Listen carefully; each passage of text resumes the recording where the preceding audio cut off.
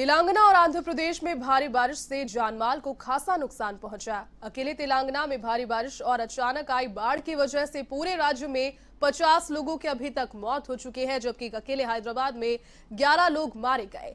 बाढ़ से 5000 करोड़ से ज्यादा के नुकसान का दावा किया जा रहा है।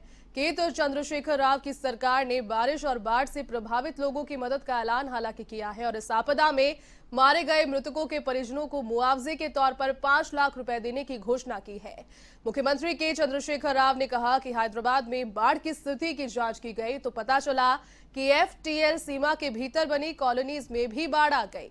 उन्होंने कहा कि अपार्टमेंट को अनुमति दिए जाने के समय एक नियमन होना चाहिए जिसमें तहखानों में पानी के ठहराव को रोकने के लिए भी उपाय हो।